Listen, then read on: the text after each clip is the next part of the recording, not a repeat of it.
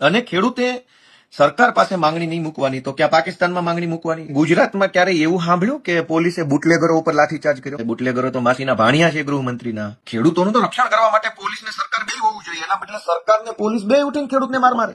દરેક મુદ્દામાં લોકોને પરેશાની પડી રહી છે અને આવનારા દિવસોમાં ચૂંટણીમાં તમને દેખાશે બધું. આંદોલનને અવળી દિશામાં ફંટાવી દેવાનું આખું ષડયંત્ર તો ભાજપી કડદા પાર્ટી પોલીસે ભેગા મળીને કર્યું.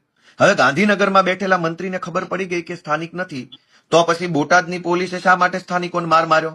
સરકાર પાસે પોલીસ છે, આઈબી છે, માણસો છે, ગુંડા છે, સરકાર પાસે બધું છે, છતાં અમારામાં એવડી મોટી તાકાત હોય તો સરકાર નમાલી ગણાય. હવે અમિત શાહે કીધું કે ભાઈ બધા રાજીનામું આપી દો, ચાલો દીકરાઓ. તો બધા દીકરાઓ રાજીનામા આપી દીધા. કોઈ પૂછ્યું નહીં કે કાકા શું કામ આપવાનું. હું ખેડૂતોના મતથી ચૂંટાયેલો ધારાસભ્ય છું. આ કડદા પાર્ટીની સરકારમાંથી ન્યાય મળવાની આશા બિલકુલ નથી. ભાઈ બીજી ફિલોસોફી પછી કરો, પેલા કડદા ઉપર બોલી બતાવો, જાઓ તમારા હિંમત હોય તો દરેકને ન્યાય જોતો હશે તો ભાજપીય કડદા પાર્ટીની સરકાર ઘર ભેગી કરવી પડશે. કરતું ગુજરાત જાણી ગયું છે, એટલે હવે જે બદલવું એ બદલો. જનતા તો આખી સરકાર બદલવાનું જ નક્કી કરી. મંત્રીનો વટ કયો કે એની રિસ્પેક્ટ કયો કે એના હોદ્દાની ગરિમા પટાવાળા જેટલી થઈ. મંત્રી મુખ્યમંત્રીની ખુરશીને સંગીત ખુરશી બનાવી દીધી છે.